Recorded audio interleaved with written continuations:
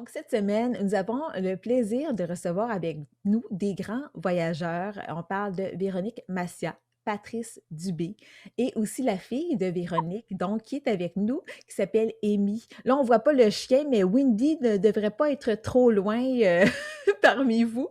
Donc, elle est juste là. Et donc, j'aimerais ça, en fait, présentement, vous êtes en Guadeloupe.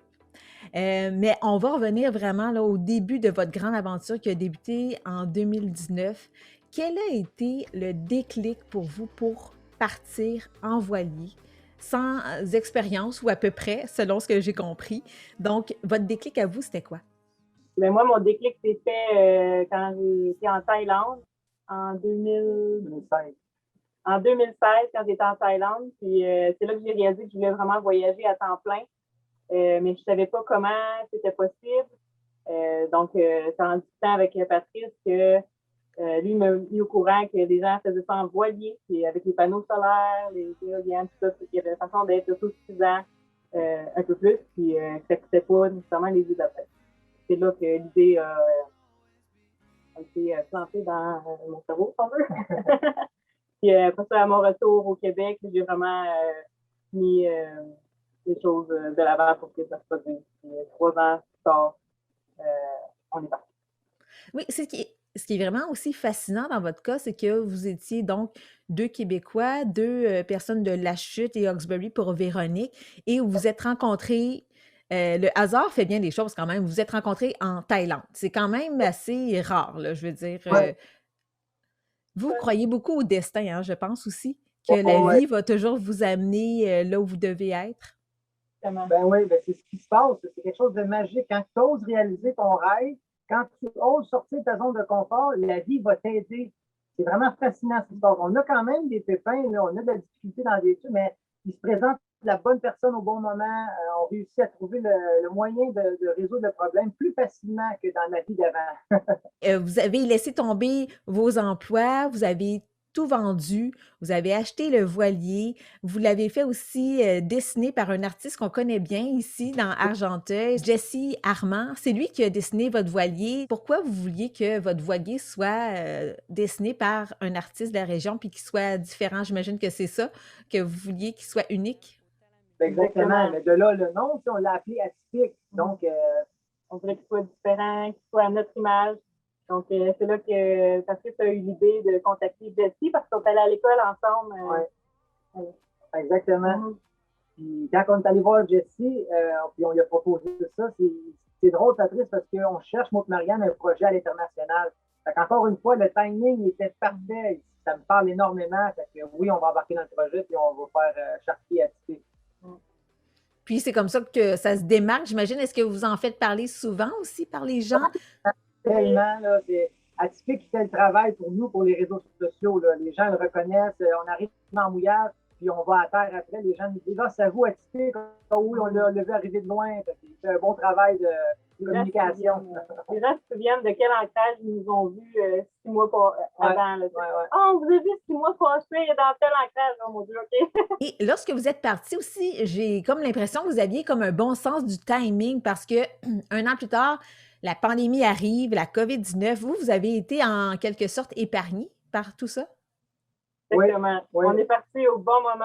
On a eu quelques mois sans COVID, puis après ça, on était au Bahamas en mars 2020.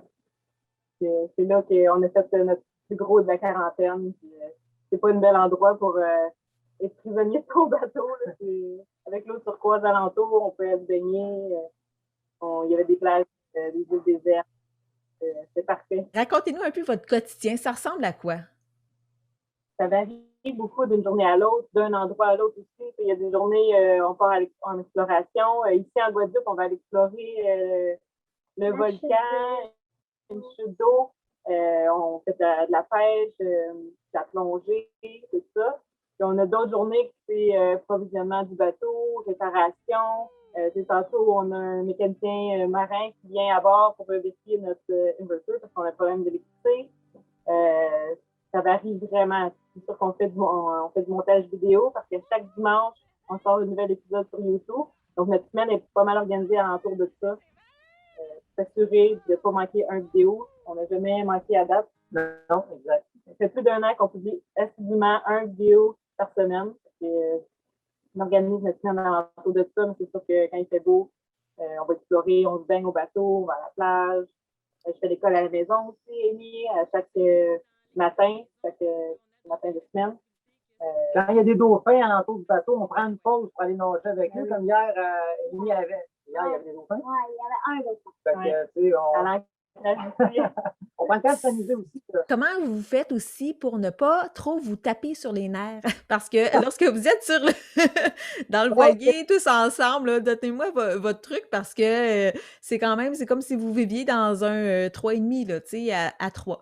Donc, Je parle de ça un matin, on a eu une petite chienne à cause, imagine-toi donc, de bananes. Parce que moi, je mange beaucoup de bananes, puis là, quand ils veulent m'avoir, il n'y en a jamais. Là, ils ont écrit leur nom sur les bananes au Sharpie. Là, je ne peux pas manger de bananes. Parce que c'est toutes les notes. Là, on est parti à arrêter, ça n'a pas duré longtemps, là, parce qu'on était, quand tu habites ensemble dans un petit environnement, tu n'as pas le choix de communiquer bien et de faire arriver les choses rapidement, parce que sinon, ça va être le bordel. Ça fait longtemps qu'on a appris à communiquer, on a eu des prises de bec au début, mais on s'est, comment on pourrait dire, on s'est équalisé, on s'est mis sur le même niveau pour être capable d'avancer ensemble.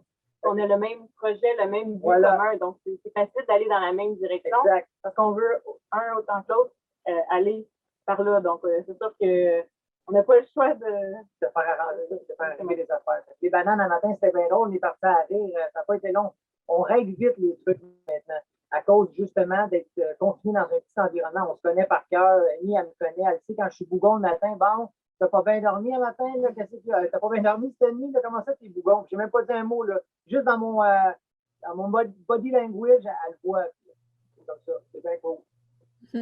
Et jusqu'à maintenant, vous avez traversé combien de pays, donc, en voilier?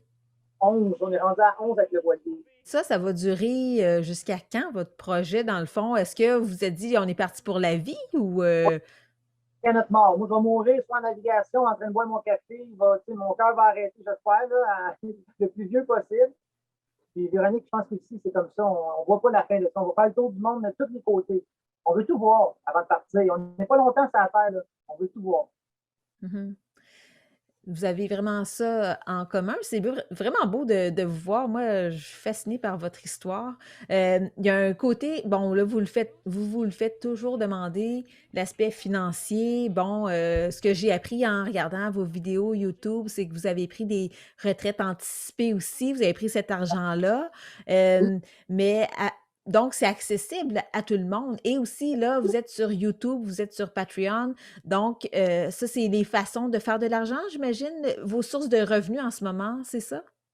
Effectivement, exactement. On est parti avec chacun nos économies et nos fonds de pension qu'on a retirés. Et c'est ça qui nous a permis de vivre la première année. Oui.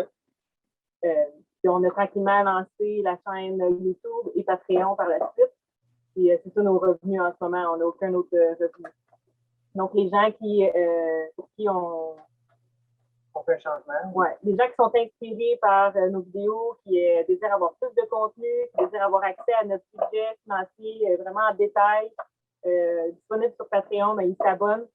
Des fois, ça peut être un montant de 1 $, 2 $ par mois. C'est des petits montants, mais ça donne beaucoup d'exclusivité. Ils ont aussi les épisodes une semaine à l'avance sur Patreon. Donc, ça donne des avantages que les autres n'ont pas. Puis nous, ça nous aide énormément à continuer ce projet-là parce que si on n'avait pas Patreon, c'est sûr qu'il faudrait arrêter à un endroit, trouver des petits boulots, tout ça. Donc, Patreon nous permet de continuer à dédier 100% de notre temps à publier ces vidéos-là à toutes les semaines. Donc, ça fonctionne. Il y a plusieurs personnes qui vous suivent via Patreon, oui? Oui, on est à 109 personnes. C'est énorme pour une petite chaîne comme nous, c'est vraiment...